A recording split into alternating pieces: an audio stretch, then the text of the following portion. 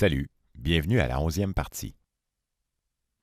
Avant d'aller plus loin, puisque nous venons de couvrir presque la totalité du temps entre le Big Bang et aujourd'hui, une première récapitulation s'impose. Nous devons probablement accepter de ne jamais pouvoir prouver pourquoi l'univers existe. Nous sommes même incapables de prouver qu'il y eut véritablement un événement créateur comme le Big Bang. Une force supérieure pourrait-elle être à l'origine du Big Bang? Il serait surprenant que la science obtienne un jour une preuve irréfutable. Rien ne peut le nier ni le confirmer. La science nous offre simplement une méthode pour expérimenter et observer le monde. Et elle n'est applicable qu'à partir du moment où l'univers existe, donc après sa création. La théorie du Big Bang n'est que notre théorie la plus plausible, pour le moment. Dès qu'il se met à exister, l'univers prend de l'expansion à une vitesse fulgurante, et il semble fonctionner mécaniquement en obéissant à de simples lois mathématiques, sans pour autant que tout soit déterminé d'avance. La liberté de penser des êtres humains, donc le chaos, n'est-elle pas la meilleure preuve que l'on ne peut pas prédire l'avenir? Par exemple, si je vous disais que dans 3 secondes, vous allez vous gratter le nez, vous pourriez tout simplement décider de ne pas le faire pour me prouver que ma prédiction est fausse. Et puisque la mécanique quantique démontre que nos prédictions de comportement de particules affectent aussi leur comportement futur, nous sommes presque forcés de conclure que malgré le côté mécanique de notre univers, le chaos empêcherait toujours quiconque, même un être divin, de prédire l'avenir. L'incroyable énergie dégagée se serait transformée en matière, puis elle aurait agi sur la matière elle-même en lui permettant de s'assembler. La matière est-elle une manifestation de l'énergie? Et pourquoi pas le contraire? Depuis plus de 13 milliards d'années, l'univers poursuit son expansion en se refroidissant pendant que la matière s'éparpille. À quel moment la gravité a-t-elle commencé à retenir des poches d'hydrogène pour former les galaxies? Ailleurs que dans ces amas de galaxies, l'univers devient de plus en plus vide et de plus en plus froid, de plus en plus rapidement. C'est la poussée initiale du Big Bang qui engendre l'énergie de départ.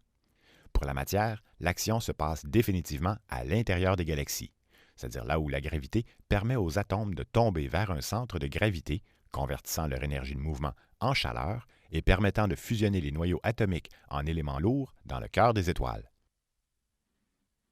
Notre meilleur scénario pour expliquer la présence d'autant d'éléments lourds dans notre système solaire est celui d'une étoile supermassive à proximité ayant explosé il y a plus de 4,6 milliards d'années et dont l'onde de choc aurait débalancé notre nuage.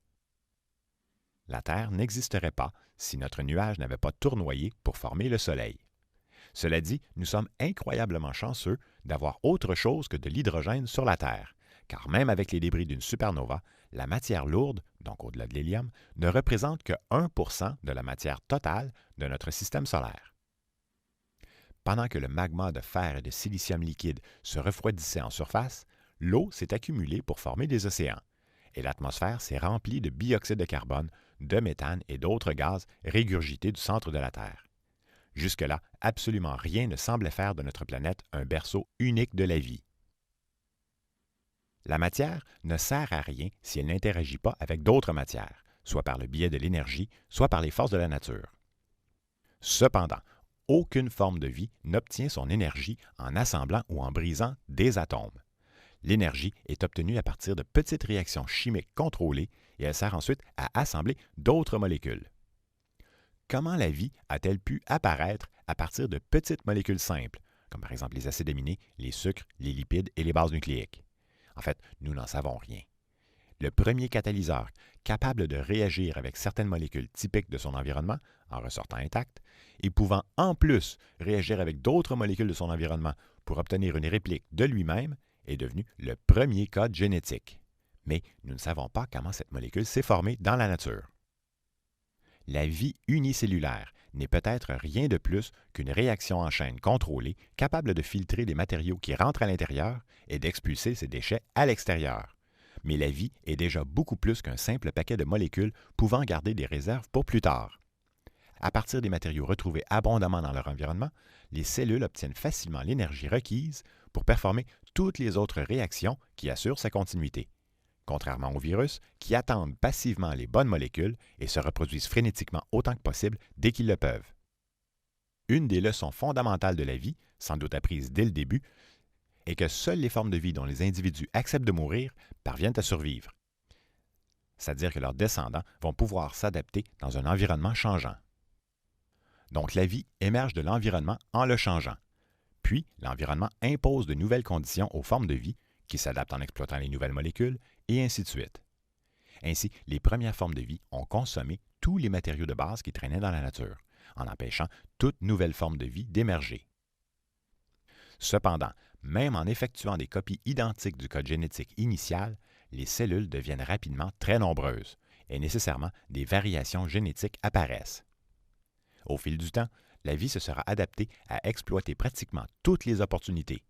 Et pendant les premiers 3 milliards d'années, malgré la diversité et malgré l'exemple de coopération des stromatolites, la vie reste unicellulaire. Il ne semble pas tellement que la vie se soit modérée à consommer peu, mais plutôt qu'elle s'est adaptée aux conditions changeantes. Quelques coups de balancier entre certains groupes auraient permis d'établir un équilibre d'interdépendance relativement stable entre eux. Les autres premières formes de vie, s'il y en avait d'autres, n'ont pas survécu. Rien ne laissait présager que les atomes qui constituent votre corps aujourd'hui s'assembleraient un jour ainsi. Ils étaient pourtant tous là, traînant dans la nature, inertes. Tous les êtres humains ont leurs origines dans cette soupe d'êtres unicellulaires. Devons-nous les considérer comme nos ancêtres? Oui. Notre lignée vient des bactéries prokaryotes devenues des cellules eukaryotes en constituant une deuxième membrane, le nucléus, qui protège le code génétique, en permettant alors la reproduction sexuée. Cette deuxième innovation importante de la vie, après la mortalité, engendre de la diversité à chaque nouvelle génération, c'est-à-dire au lieu d'attendre une mutation potentiellement mortelle pour évoluer. La grande différence est qu'en échangeant leurs gènes, la nouvelle cellule profite de gènes ayant déjà fait leurs preuves. Les êtres non viables, normalement, ne parviennent pas à se reproduire et ne peuvent perpétuer leur mauvais cocktail de gènes. Il se passe tellement de temps, donc près de 3 milliards d'années, avant les premiers organismes multicellulaires, que nous devons nous demander si cette étape de la vie sur Terre n'est pas unique dans tout l'univers. La complexité d'une créature composée de cellules qui consomment les mêmes molécules est, de loin, supérieure à celle d'un stromatolite, car elle doit réguler son énergie, la répartir à chaque cellule, être en mesure de refroidir l'intérieur et d'expulser les déchets. Les premiers modèles à y parvenir, même s'ils ne sont pas parfaits, annoncent un point de non-retour dans l'évolution. Ensuite, les animaux mous développent des parties dures, des mâchoires, un système nerveux, un cerveau et ils sortent de l'eau vers 400 millions d'années. Même les dinosaures peuvent encore passer pour des créatures idiotes, dépourvues d'émotions et satisfaites d'errer sur la Terre en quête de nourriture. Nous pouvons les voir comme des gros paquets de cellules organisées. Les cellules olfactives captent une odeur, envoient un message aux neurones qui activent les muscles, et lorsque la nourriture passe dans le système digestif, d'autres cellules fabriquent des enzymes pour en extraire les molécules utiles. Le sang achemine ces ingrédients à toutes les cellules de l'organisme, et tout le monde est content. La différence entre un petit organisme multicellulaire et un gros n'est pas si considérable. Pourtant, nous pouvons difficilement concevoir que les dinosaures soient un phénomène tout à fait naturel, voire commun, dans notre univers. Les dates proposées au long de ce récit sont si lointaines qu'il serait surprenant qu'elles ne changent pas à mesure de nouvelles découvertes scientifiques. Elles ne servent ultimement que de repères approximatifs afin de vous donner une certaine notion du temps. Si nous ne considérons que l'évolution de la Terre à partir de la formation de la croûte terrestre, donc il y a 4 milliards d'années, nous avons couvert près de 98% du temps qui mène jusqu'à aujourd'hui. Alors, quelle crédibilité pouvons-nous accorder à ce récit? Si nous étions nés un millénaire plus tôt, nous croirions que la Terre est plate. Alors, que diront ceux qui naîtront dans un millénaire en constatant nos connaissances actuelles? Rassurons-nous, car une grande partie des connaissances du dernier millénaire s'applique encore aujourd'hui. Le terme « paradigme », tel que défini par Thomas Kuhn, définit un ensemble de connaissances partagées et acceptées par la majorité. Et ces connaissances nous permettent de modéliser le monde et de résoudre ses problèmes à un moment précis de notre histoire. C'est-à-dire qu'il est difficile, voire presque impossible, d'envisager autre chose que nos paradigmes actuels, donc tant que nous n'en sommes pas sortis. Or, même si les scientifiques annoncent régulièrement des découvertes qui viennent bouleverser nos modèles actuels, une grande partie du travail effectué dans le passé est récupérable au paradigme suivant. Bien sûr, il y a une part de hasard dans chaque découverte scientifique, mais il faut faire attention aux mots comme hasard et découverte, car ils impliquent un simple geste commis par une seule personne à un moment précis. Ce genre de découverte est très rare. En général, il s'agit plutôt d'un long processus d'observation, de réflexion et d'expérimentation avant de réellement comprendre un phénomène. La théorie de la relativité, la mécanique quantique, la gravitation newtonienne et la sélection naturelle rompaient avec les vieilles écoles de pensée. Mais elles ont toutes émergé après un long questionnement de théories précédentes. La science n'est donc pas le moteur de la recherche, même que les scientifiques semblent toujours très sceptiques des théories inventées par les autres. Lorsqu'une nouvelle théorie est élaborée, il faut du temps avant que les interprétations divergentes arrivent à un consensus. Par exemple, nous comprenons la structure des atomes, mais demandez à un chimiste et à un physicien si un simple atome d'hélium est une molécule, et vous obtiendrez deux réponses différentes. En permettant d'expliquer des phénomènes de manière plus cohérente et précise, la nouvelle vision finit éventuellement par dominer les autres points de vue. Avec le temps, les anciennes façons de penser sont abandonnées, surtout par les nouvelles générations, et ceux qui résistent au changement sont marginalisés, puis tout simplement ignorés. Aujourd'hui, une personne qui affirmerait que la Terre est plate ne serait pas prise au sérieux. Nous avons changé de paradigme. Chaque avancée scientifique nous aide à comprendre un peu mieux notre monde, en servant de base dans un domaine de recherche où l'on n'aura plus besoin de recommencer à zéro, et parfois même en prédisant des phénomènes dont nous ignorions totalement l'existence. À ce moment-là, les recherches s'adressent moins aux amateurs et deviennent inaccessibles pour le reste de la population.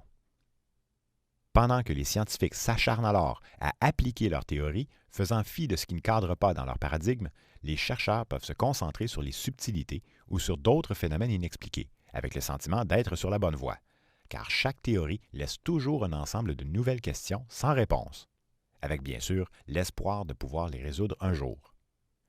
Ceux qui s'intéressent alors à ces questions sans réponse, qu'ils soient amateurs ou spécialistes, rassemblent tous les faits qui semblent pertinents, même les plus ésotériques, puisque personne ne sait encore quelle importance leur donner. De nouvelles découvertes viendront-elles perturber nos modèles actuels? Sans aucun doute. Cela est même souhaitable, car nous sommes loin d'avoir toutes les réponses. N'oublions pas qu'avant le 20e siècle, l'espace et la génétique nous étaient pratiquement inconnus. Nous pouvons néanmoins conclure que nous sommes sur la bonne piste, même sans recours à des interventions divines. Qui aurait pu prédire que des petits mammifères, spectateurs tout au long du règne des dinosaures, auraient leur tour après l'extinction de ces derniers? Et qui aurait pu prédire qu'un de leurs descendants irait un jour sur la Lune? Alors, pour répondre à Voltaire et à son exemple d'horloge qui implique la présence d'un horloger, nous devrions sans doute lui pardonner d'avoir vécu avant notre époque, donc avant la découverte d'innombrables fossiles et avant les premiers satellites capables d'observer les fins fonds du cosmos. On ne peut pas comparer la vie à une horloge puisque les grosses horloges ne descendent pas des petites horloges, qui descendraient alors d'horloges encore plus petites et ainsi de suite jusqu'à l'état unicellulaire. Donc une horloge ne pourrait jamais apparaître spontanément dans la nature. La complexité de notre monde émerge toujours de la simplicité des étapes précédentes. Nos ancêtres étaient-ils là, à ces époques lointaines? Oui, parce que nous sommes des mammifères et que les mammifères ont leur origine parmi les reptiles mammaliens du Permien. Nos ancêtres étaient-ils des poissons? Oui, parce que les seuls fossiles de quadrupèdes capables de faire la transition des océans à la terre ferme sont des poissons. Nos ancêtres étaient-ils des bactéries? Oui, parce qu'il n'y avait rien d'autre pendant les 2 premiers milliards d'années de la vie sur Terre. Introduisons maintenant ce nouveau chapitre de la vie sur Terre. Le Big Bang est loin derrière nous. Et très tôt dans l'histoire de la Terre, vers 3,8 milliards d'années, la matière lourde se serait assemblée en molécules complexes de la vie, dont entre autres de longs catalyseurs capables de générer de l'énergie à partir des molécules ambiantes et de se reproduire en restant intactes. Après ce passage encore mystérieux de la matière inerte, donc chimique, à la vie unicellulaire, biologique, les cellules se sont avérées d'excellentes opportunistes pendant près de 3 milliards d'années. Donc elles étaient capables d'exploiter de nombreuses molécules de leur environnement en produisant l'énergie nécessaire pour se reproduire. Malgré cet incroyable succès du début et cette longévité record, leur règne semble presque figé dans le temps. Il faut attendre la reproduction sexuelle pour que la diversité augmente en flèche et pour que les efforts coordonnés des cellules engendrent les premiers organismes multicellulaires. La seule raison d'exister d'un être multicellulaire, c'est d'offrir des meilleures chances de survie pour l'ensemble du groupe que si chaque cellule partait de leur propre côté. Et il faut beaucoup de temps et de chance pour développer un design qui marche. Par la suite, pendant le dernier demi-milliard d'années, ces formes de vie inventent toutes sortes de façons ingénieuses de surmonter les défis et d'exploiter les ressources de leur environnement. Bien sûr, ces évolutions ne se produisent pas du jour au lendemain, et l'environnement cause parfois l'extinction de certaines espèces, mais il semble aussi encourager certaines nouvelles adaptations. Le succès des espèces n'est pas nécessairement lié à leurs adaptations. La force physique, la possibilité de se nourrir facilement des ressources de son environnement et la grandeur d'un territoire occupé ne représentent qu'une partie du succès. Le véritable facteur qui compte, c'est le nombre de descendants qui réussissent à survivre.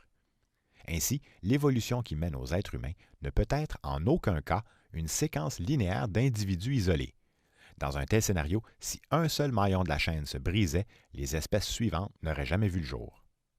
Il faut plutôt considérer les espèces comme étant continuellement en contact avec leurs voisines et pouvant se reproduire entre elles pendant un certain temps, jusqu'à ce qu'un groupe se retrouve isolé ou trop loin des autres populations, qu'il dérive génétiquement pendant quelques milliers de générations et qu'il engendre, ensuite, une nouvelle espèce. La nature n'a pas d'intention. Dans le cas des dinosaures, ils étaient diversifiés, occupaient toutes les niches écologiques dominantes et ils ont vécu pendant une période environ 3 fois plus longue que le règne actuel des mammifères. Il serait donc simpliste d'affirmer que les dinosaures se sont éteints parce qu'ils n'ont pas pu s'adapter. Trop spécialisés? Peut-être. Après tout, les gros animaux sont plus fragiles, puisqu'ils dépendent de toute la chaîne alimentaire, des gros jusqu'aux plus petits. Comment expliquer alors qu'ils soient tous disparus? Seuls les oiseaux, issus d'un groupe d'ancêtres communs aux dinosaures, ont survécu. Lorsqu'une catastrophe comme celle qui extermine les dinosaures se produit, la chance joue un rôle indéniable pour déterminer les survivants. Mais un individu qui survit à un naufrage n'est pas obligatoirement meilleur que les autres. Certains ne savent pas nager, d'autres se font blesser, et d'autres sont simplement très chanceux. Aucun des dinosaures n'a survécu, et leurs cousins, les crocodiles, les serpents, les lézards et ainsi de suite, vont continuer d'évoluer dans l'ombre des mammifères.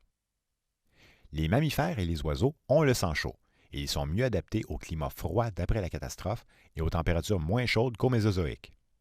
Par la suite, il est possible que simplement en occupant la place, les mammifères ont empêché les reptiles de la reprendre.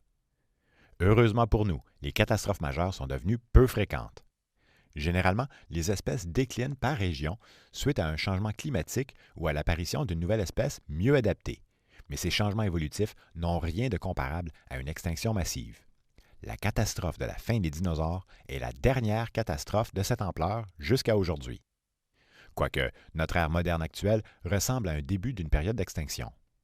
À partir de 65 millions d'années, donc à partir de l'ère du Cénozoïque, les espèces sont un peu mieux documentées que pendant les ères précédentes, puisque les fossiles, qui sont moins anciens, sont un peu plus abondants, mais il faut savoir que les fossiles qui datent de 65 millions d'années sont quand même rares et très fragmentaires, se résumant trop souvent à quelques dents, qui sont bien sûr plus résistantes que les os. Or, pour la plupart d'entre nous, tout ce que nous pourrions conclure à partir d'une dent, c'est que ce n'est en fait que ça, une dent. Pour les spécialistes, il est possible de faire des déductions à partir de ce que nous connaissons des animaux actuels. À partir de dents, nous pouvons déterminer si l'animal se nourrissait de viande ou de végétaux, et par une succession de déductions, nous pouvons les associer à tel type de mâchoire, puis à tel type de crâne, qui serait lié à tel type de colonne vertébrale, associé à tel type de système locomoteur, et ainsi de suite pour tout le reste du squelette et des muscles. Les fossiles plus complets, naturellement, nous aident beaucoup dans nos déductions. Et avec une description générale de l'anatomie de l'espèce, nous pouvons même commencer à déduire leur comportement. Tout ceci semble louche pour une personne qui n'est pas spécialisée en anatomie, surtout en voyant que les divers scientifiques ne s'entendent pas ensemble et peuvent débattre chaudement de chaque déduction. Ces débats donnent l'impression qu'ils ne s'entendent sur aucun sujet et cela nuit à leur crédibilité pour le grand public. Mais dans l'ensemble, les consensus tournent autour des mêmes grandes lignes. Pour un observateur extérieur au débat, Toutes ces spéculations semblent au mieux hautement spéculatives. Mais il ne faut pas oublier que si les scientifiques ne s'accordent pas sur le fait que tel animal mangeait des oranges ou des bananes, au moins ils peuvent s'accorder sur une alimentation de fruits. Cette évolution, qui mène des mammifères jusqu'à l'homme moderne, n'est guère plus simple que celle qui précède.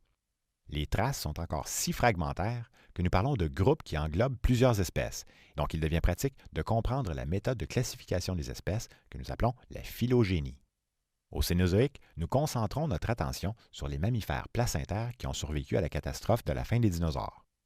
À titre informatif, voici l'ordre des différentes classifications pour un être humain. Donc, pour commencer, l'être humain fait partie du règne Animalia, donc le règne animal. Nous faisons partie du sous-règne Eumetazoa, du super-embranchement Deuterostomia, donc nous sommes des deutérostomes. Ensuite, l'embranchement Chordata, donc les chordés, du sous-embranchement Vertebrata, c'est-à-dire les vertébrés, la classe des Mammalia, les mammifères. Notre sous-classe de mammifères est Theria, donc les terriens, et l'infraclasse Eutheria. Ensuite, les êtres humains sont dans l'ordre des primates. Notre sous-ordre est Apleurini. Notre infraordre Simiiforme. Et parmi les simiiformes, nous sommes des cathariniens. Nous faisons partie de la superfamille des hominoïdes, la famille des hominidés, la sous-famille des homininés, et notre genre est appelé Homo. Notre espèce est nommée Homo sapiens. Notre sous-espèce, Homo sapiens sapiens, n'est plus considérée utile par les spécialistes. Nous sommes donc des Homo sapiens, tout simplement. Donc, dans cette classification pour un être humain, la classe des mammifères englobe tous les mammifères, tandis que l'ordre des primates ne regroupe qu'une petite partie des mammifères. Les espèces et les sous-espèces, elles, sont en bas de l'échelle de classification et sont spécifiques aux animaux pouvant se reproduire entre eux. Tout au long du Cénozoïque, nous assisterons à une diversité croissante des mammifères dans les arbres, tandis qu'à chaque étape, les nouvelles espèces entraînent la disparition des espèces précédentes, laissant très peu de survivants jusqu'à nos jours. En l'absence de représentants actuels, seul le vocabulaire spécialisé des paléontologues prend la peine de les nommer, à l'aide bien sûr de racines grecques ou latines. Ainsi, Pithecus veut dire singe, Australo veut dire du sud, Homo veut dire homme. Le but d'utiliser ces termes n'est pas de décourager les néophytes comme vous et moi en utilisant des messages codés. Ils décrivent où nous en sommes dans la classification. À chaque époque, la distinction est dans le nom.